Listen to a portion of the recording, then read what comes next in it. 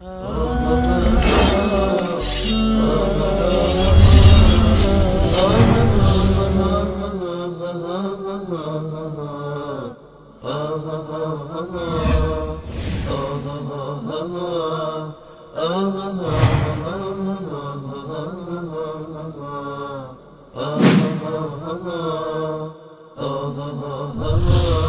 بفرمایید.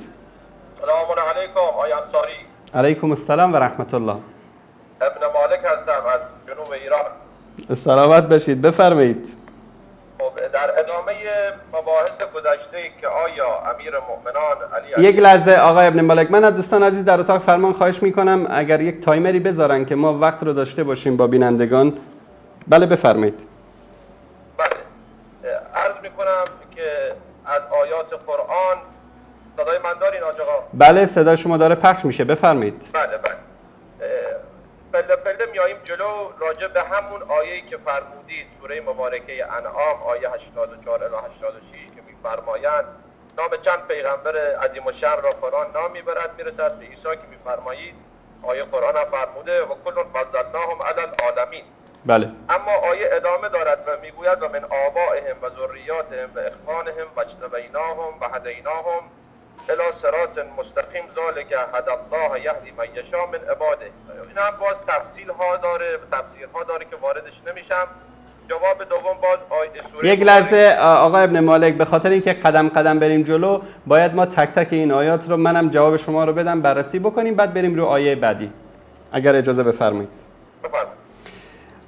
دوستان عزیز در اتاق فرمان لطف بکنن تصویر لپتاپ من رو اگر نشون بدن. این آیه‌ای که آقای ابن مالک بهش استناد کردن در هفته گذشته ایشون فرمودن که ائمه اهل بیت افضلیت دارن بر انبیا. ما گفتیم که در این آیه آیات 83 84 و 85 و 86 در سوره انعام الله سبحانه و تعالی اسماء انبیا علیهم السلام رو ذکر میکنه و در آخر میگه که و کلا فضلنا علی العالمین، همه اینا رو ما فضیلت دادیم بر جهانیان. این یک مسئله هست که واضح صریح و آشکار در قرآن کریم ذکر شده. برادر عزیزمون میفرمایند که آیه 87 و 88 که میگه و من آبائهم از پدران آنها و ذریاتهم از نسل اونها و اخوانهم و برادران اونها و اجتبیناهم و هدیناهم الی صراط مستقیم، که ما اونا رو تزکیه کردیم، اونا رو هدایت دادیم در راه مستقیم. در کجای این آیه افضلیت ائمه بیان شده؟ اگر قضیه شما اینو بفرمایید که مثلا علی علیه السلام رضی الله تعالی عنه از اولاد انبیا بوده یا از اولاد ابراهیم علیه السلام، بگه خب ما میتونیم بگیم که ابوبکر و عمر و عثمان هم از اولاد ابراهیم علیه السلام هستن.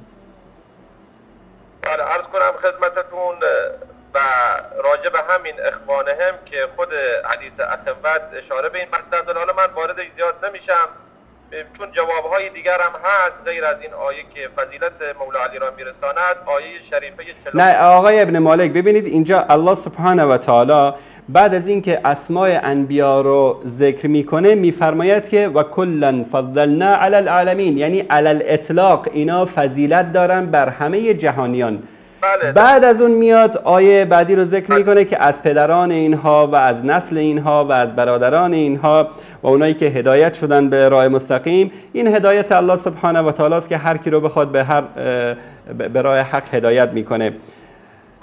در اینجا هیچ گونه تصریحی بر فضیلت ائمه اهل بیت علیهم السلام وجود نداره. شما وقتی که به این آیات استناد میکنید من نمیدونم چطور میخواید بیننده رو قانع بکنید. جناب عرض کنم خدمتتون آیه میگه فضلناهم علی العالمین در زمان خودشون، چون عیسی که مفضول بوده نسبت به پیغمبر اسلام. عالمین منظور ببینید الحمدلله رب العالمین، سپاس و ستایش الله سبحانه و تعالی را که پروردگار جهانیان است. یعنی پروردگار جهانیان رب العالمین در همون وقتی که این آیه نازل شده یا تا قیام قیامت؟ خب درسته تا قیام قیامت، اما خب اینجا امین فضلناهم علی العالمین یعنی تا قیام قیامت این انبیا رو بر بقیه جهانیان فضیلت دادیم. بر ناس افضل بودن، چون ناس و پیغمبران مرسل، چون اینا نبی بودن، نبی با پیغمبران مرسل افضلیت داره، چون ملائکه را میبینن، صداشو میشنون، اولوالعزمن و عیسی هم از پیغمبران اولوالعزم بوده و در زمان خودش افضل بوده. اگر بگوییم بر کل عالم الان بس بر عالمیان افضلیت نداره عیسی علیه السلام، در حالی که این آیه قرآن به دلیل قطعی میگه که از الان و قبل از آن و بعد از آن تا قیام قیامت، چون این حال ماضی مستقبل این زمانها برای الله سبحانه و تعالی که خالق زمان هاست فرق نمیکنه. بله در سوره عرض کنم همین آیه رو تموم بکنیم. پس از این آیه هم هیچ گونه تصریح واضح و آشکار و بی‌شائبه‌ای وجود نداره در اینکه ائمه بر انبیا افضلیت دارن. عرض کنم خدمتتون در سوره بقره هم میگوید و تلک الرسل فضلناهم علی بعض، پیغمبران بر خودشون هم باز فاضل و مفضول دارن. بله در این هیچ شکی نیست، در این هیچ شکی نیست که انبیا بعضیاشون نبی بودن، بعضیاشون رسول بودن، بعضیا بر اونها کتب نازل شد مانند عیسی، موسی، محمد مصطفی، داوود علیهم السلام، و بعضیاشون بر اونها صحف نازل شد، بعضیاشون بر اونها هیچ کتابی نازل نشده، بعضیاشون یک پیرو داشتن، بعضیاشون میلیون ها پیرو داشتن. این فضائلی است که الله سبحانه و تعالی در بین خودشون بعد اون بعد نگفته که و فضلناهم به بعض الناس. حالا عقیده بنده روی این مسئله نمیخوام مانور بدم که فضیلت علی علیه السلام بر پیغمبران دیگر، مستندات دیگر دارم، ادله دیگر دارم. بفرمایید. دلیل سوره مبارکه زخرف میفرماید واسأل من ارسلنا من قبلک من رسلنا، پیغمبر اسلام سوال بکن از پیغمبران دیگر که شما برای چه مبعوث به رسالت شدید. و این آیه هم اعتراف اکثریت علما و اکابر معظم و معتبر و منصف اهل سنت و جماعت این است که این آیه شما فی هدایه در شب معراج بر رسول اکرم نازل شده و ایشون از ارواح پیغمبران سوال کردند، چون در زمان پیغمبران که لحاظ ظاهری نبودن، از لحاظ جسمانی و فیزیکی نبودن. الان روایاتشون و یک لحظه برادر عزیز و گرامی، آیه 45 سوره زخرف دوستان عزیز نشون بده. بفرمایید در کجای این آیه ذکر شده که ائمه بر انبیا افضلیت دارن؟ الان عرض میکنم خدمتتون. ثعلبی در تفسیر از جلد 4 صفحه 335، الکشف البیان عن تفسیر القرآن جلد 8 صفحه 338، جناب خوارزمی حدیث 35 فصل 19 صفحه 221، ابن بطریق اگر درست تلفظ کرده باشم حدیث 116 فصل 11 صفحه 98، از ابن عباس و از ابن مسعود از این دو صحابی مکرم روایت کردند که پیغمبر اسلام صلی الله علیه و آله و سلم می‌فرمایند در شب معراج خداوند ارواح انبیاء معظم را جمع کرد، فرشته آمد و گفت از پیغمبران سوال کن برای چه علتی و به چه سببی مبعوث به رسالت شدند. پیغمبر سوال کرد، گفتند علی ولایتک و ولایت علی ابن ابی طالب، یعنی تمام پیغمبران، مرسلین، انبیا و وصایاشون اینها برای ابلاغ توحید و نبوت و وصایت و امامت علی علیه السلام به سوی ناس و مردم و جهانیان آمدند. این یکی از ادله‌ای که من امشب در فضیلت مولا علی علیه السلام بیان کردم. آیه دیگر هم هست. یک لحظه همین آیه رو ما توش صحبت بکنیم. شما در تفاسیر رو که ذکر کردید ما یکی یکی این تفاسیر رو میایم نشون میدیم که تفسیر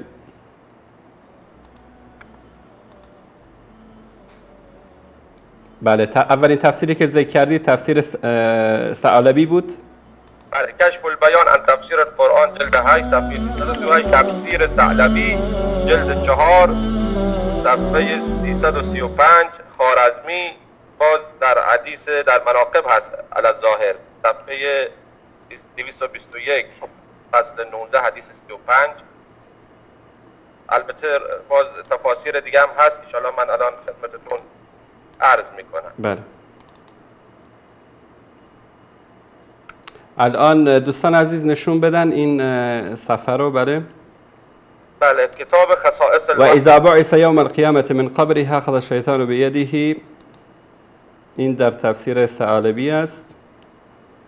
مطلبی که شما ذکر میکنید در این تفسیر وجود نداره برادر عزیز. کتاب خصائص الوحی المبین صفحه 98 ابن عبدالهادی در شرح المختار. یک لحظه، شما فقط همین تفسیر ثعالبی رو یکی از مسائل، چون همه این مصادری که شما ذکر میکنید وقت نیست که من تک تک اینا رو نشون بدم. بله. خب یه ادله دیگر هم عرض کنم ان شاءالله در شبای دیگه بررسی بفرمایید این آیات. نه، اینجا باید بینندگان ببینن این قسمت، این تفسیر این آیه است. دوستان عزیز در اتاق فرمان نشون بدن. بله. آیه 45 سوره بله، آیه 45. این آیه 45 سوره زخرف است. این مطلبی که شما بیان می‌فرمایید در تفسیر ثعالبی وجود نداره. بله. خب سوره مبارکه بینه، پس این مطلبی که شما ذکر فرمودید در تفسیر ثعالبی وجود نداره بیننده گرامی. داره در صفحات کم و بیش باشه، به صابن عقب جلو باشه یا تفسیرهای قدیم باشه. شاید نه، این دوستان عزیز نشون بدن.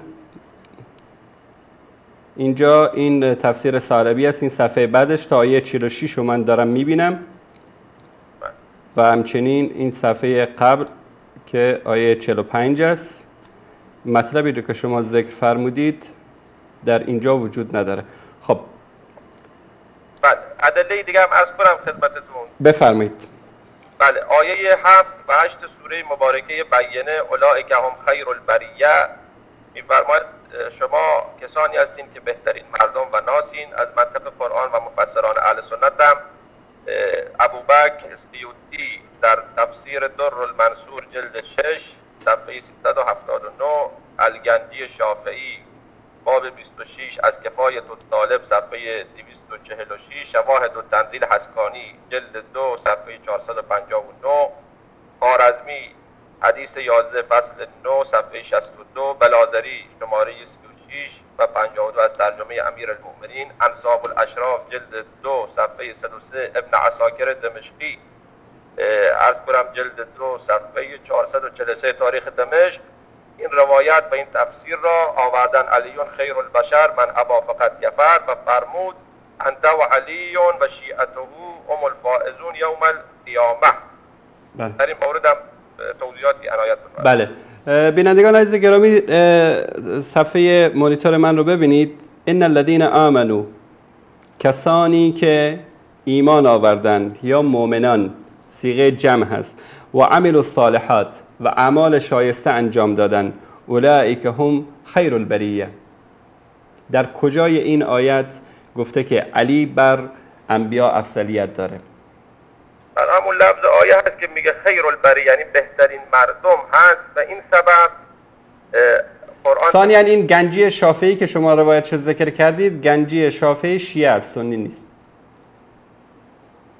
بله، البته مصادر دیگه و منابع و مأخذهای دیگه هم عرض کردم خدمتتون، اگر اینجا هم جستجو بفرمایید. این گنجی شافعی از جمله شیعیانی بوده که در مدارس اهل سنت درس خونده، بعد کتاب‌هایی هم نوشته در رد اهل سنت و خودش هم در سیرتش علمای شیعه ما بارها نشون دادیم در اینجا اعتراف میکنن که ایشون شیعه اثناعشری بود که در مدارس اهل سنت درس میخون. منتها ما در مورد برادر گرامی قضیه کفر و ایمان هست، قضیه افضلیت علی بر انبیا قضیه کفر و ایمان هست در بین اهل سنت. شما وقتی میخواید مسئله به این بزرگی رو بیان بکنید، در این آیه میگه ان الذين آمنوا، کسانی که ایمان آوردن، یعنی همه مؤمنان. و این روایتی رو که شما ذکر کردید، ولو اینکه از کتب اهل سنت هم اینو ذکر میکردید، ما میگفتیم که این روایت شما رو قبول داریم. شیعه علی ما هستیم، ما پیرو علی هستیم، ما ادعا میکنیم که پیرو علی هستیم.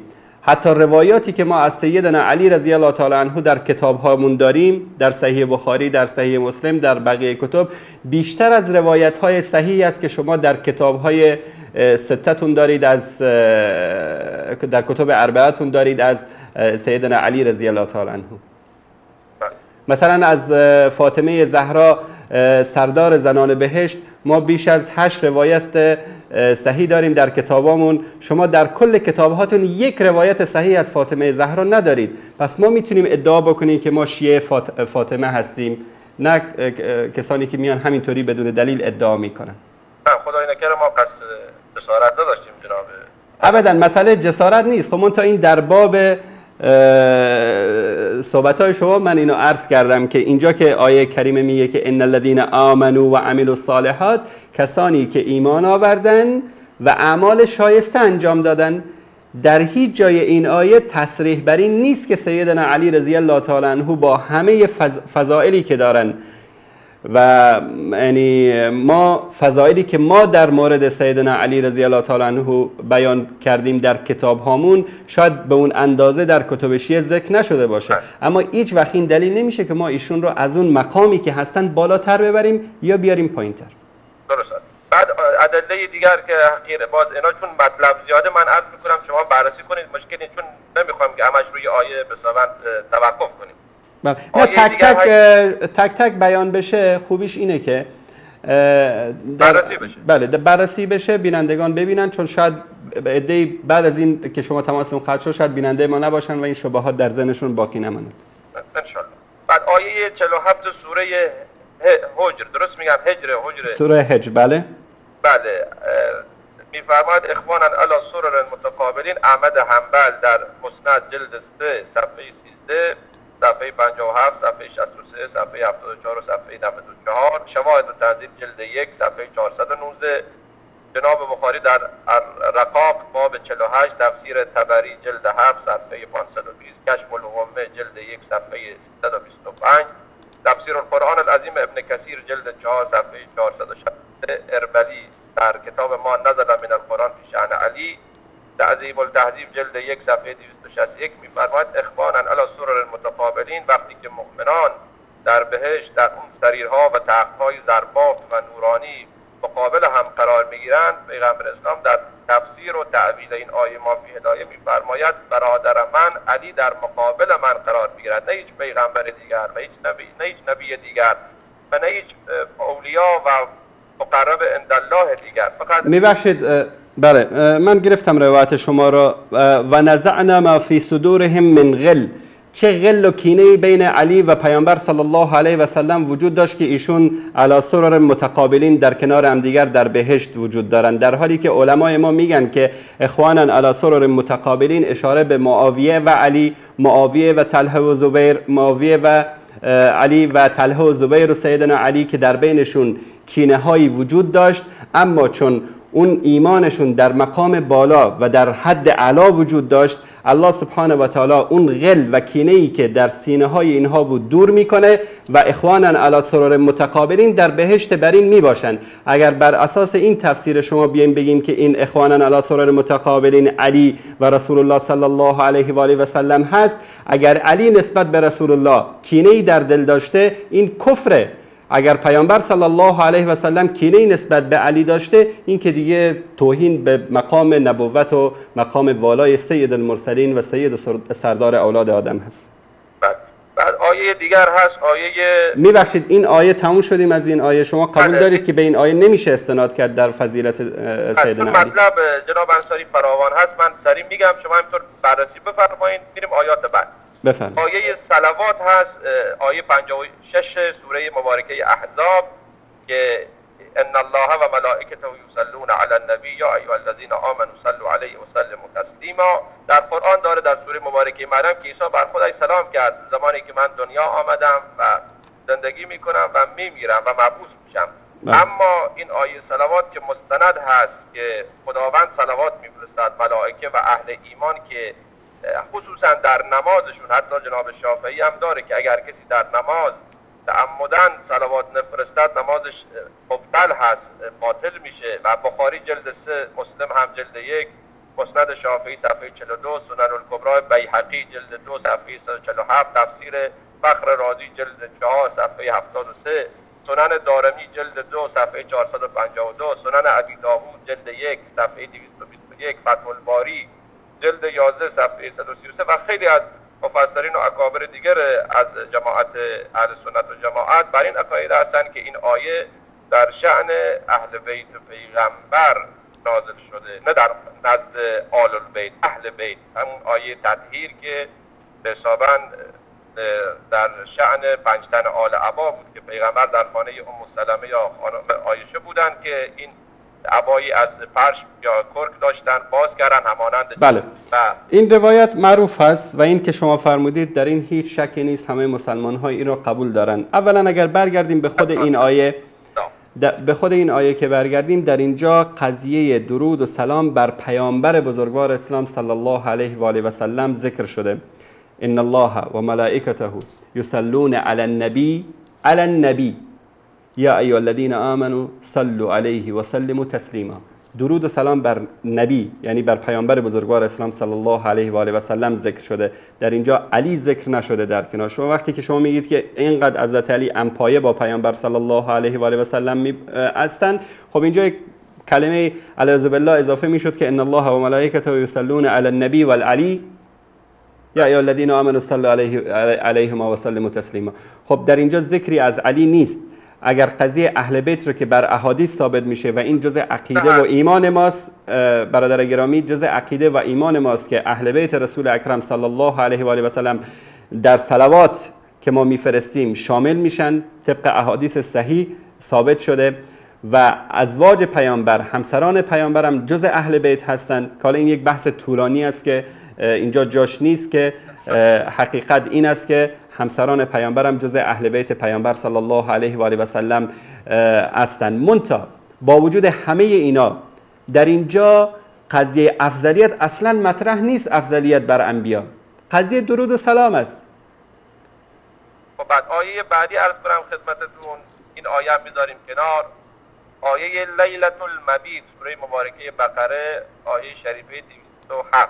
عده‌ای از کثیر علمای شیعه و سنی اتفاق نظر دارند و اتفاق قول دارند که این آیه در شأن و منقبت مولا الموعودین علی علیه السلام نازل شده. جناب احمد حنبل در کتاب مسند جلد 1 صفحه 373، غزالی در احیاء العلوم، ثعلبی در تفسیر کشف البیان جلد 1، تفسیر طبری جلد 2 صفحه 141، حاکم نیشابوری در تفسیر خودش جلد 2 صفحه 208، مستدرک حاکم جلد 3 صفحه 132، کفایت الطالب باب معجم الکبیر جلد 3 صفحه 168 که عیسی وقتی که اطلاع پیدا کرد و همیشه هم در تبعید و سیاحت بود که او را دستگیر نکنند و اون تهمتی که به این زدند، و وقتی که اطلاع پیدا کرد بخوان او را به قتل برسانند فرار کرد و روح القدس او را عروج به آسمان ها داد. ولی امیر مؤمنان با اینکه هیچ تضمینی از سوی خدا و پیغمبر نداشت در بستر رسول خدا خوابید، با اینکه 40 شمشیرزن قتال و سفاک او را احاطه کردند که او را به قتل برسانند و این آیه نازل شد و من الناس، از مردم کسانی هستند که نفسشون رو در راه خدا و در رضایت خدا میفروشند و این آیه در شأن علی علیه السلام نازل شد و در شأن هیچ پیغمبری و هیچ مسیح پیغمبری نازل نشد. بله، در این آیه ما مثل که بحثمون کم کم داره منحرف میشه برادر عزیز و گرامی، چون ما داریم در مورد افضلیت سیدنا علی رضی الله تعالی عنه بر انبیا صحبت میکنیم. شما دارید آیاتی رو میارید که دلایل بر افضلیت سیدنا علی رضی الله تعالی عنه است. حالا بالفرض این که ما قبول بکنیم که این آیه در مورد شأن نزولش در مورد سیدنا علی رضی الله تعالی عنه است. پیامبر شما فرمودید که هیچ تضمینی نبود از جانب الله و رسولش. همین که رسول مکرم اسلام میفرمایند یا علی برو در بستر من بخواب، این تضمین هست، تضمین مهر شده، امضا شده از طرف کی؟ از طرف سید انبیا و المرسلین محمد مصطفی صلی الله علیه و آله و سلم. اگر به کسی پیامبر بزرگوار اسلام بگه بمیر، خب این باید خودشو به مردن بندازه. وقتی رسول اکرم صلی الله علیه و آله و سلم به ایشون میفرمایند که شما برید در بستر من بخوابید، این بزرگترین تضمینه. بله، من اگر اجازه بدید، چون نمیخوام وقت بینندگان دیگه هم ضایع بشه، شما یک روایت دیگه هم بفرمایید و انشالله بقیه بحث موکول بکنیم به هفته آینده اگر موافق. اگر اجازه بدید 2 روایت بخونم. بفرمایید. بله، یکی از افضلیت هایی که باز خود مولا علی بر عیسی دارد این است که خود کنز العمال جلد 14 صفحه قرار بود که شما از آیات قرآن صحبت بکنید برادر گرامی. حالا چون عرض کردین روایتی دو روایت هم چاشنی این آیات بکنیم ان شاء الله. نه شما سعی کنید فعلا در بحثمون، چون ما بر این اتفاق کردیم که بحثمون در آیات قرآنی باشه. اگر بخوایم بحث روایی رو مطرح بکنیم بعد ما هم یعنی روایت های فراوانی داریم و بحث کمی منحرف میشه. فعلا در اون چیزی که شما در تماس تلفنی هم فرمودید روی قرآن کریم ما بر این متفق هستیم. جناب انصاری آیه بخونم مزاحم بفرمایید. نشم. بفرمایید. مبارکه کهف آیه 109 میفرماید قل لو کان البحر مدادا لکلمات ربی لنفذ البحر قبل ان تنفذ کلمات ربی ولو جئنا بمثله مددا. در مودت القربا علی همدانی سنی در مودت 5 جلد 8 از خلیفه دوم عمر بن الخطاب روایت شده قال رسول الله صلی الله علیه و آله و سلم لعلی علیه السلام لو كان البحر مدادا والرياض اقلاما والانس كتابا والجن حسابا ما احسو فضائلك یا ابا الحسن. و همچنین احمد الخطبا اخطب الخطبا هم خوارزمی در مناقب این حدیث رو آورده که اگر دریاهای عالم تبدیل به مرکب شود، جن و انس نویسنده و کاتب بشوند، درختان قلم بشه، نمیتونن تمام فضائل و مناقب و خصائص حسنه تو را علی بنویسن. این نشون میده که علی از تمام پیغمبران غیر رسول خدا افضلیت داره و این همه فضائل دارد. در سوره کهف آیه 109 و در این روایاتی که به صورت تفسیر شده از خود حتی عمر بن الخطاب، این دلیل بر اینه که نمیتونن انبیا غیر رسول خدا به پای علی علیه السلام برسند. بله. تشکر میکنم از شما. حالا انشاءالله در هفته دیگه هم آیات دیگر هست، انشاءالله اونا بررسی بشه. بله. انشاءالله به نتایجی برسیم. انشاءالله. تشکر از شما. خدا نگهدار شما. خب دوستان عزیز گرامی، این آیه رو که ایشون بهش اشاره کردن هیچ گونه افضلیتی رو در اینجا ثابت نمیکنه. کل ما فی الامر اینه که ولو که من این روایاتی رو که ایشون ذکر کردن اصلا بررسی نمیکنم، نه بررسی سندی نه بررسی متنی، چون اگر بخوایم وارد بحث روایات بشیم بحث طولانی است. فقط همینجا از همین عقل و شعورمون و از همون متن روایاتی که ایشون ذکر کردن در کجای این روایات تصریح شده یا در کجای این آیه تصریح شده که علی بر انبیا افضل‌تر است.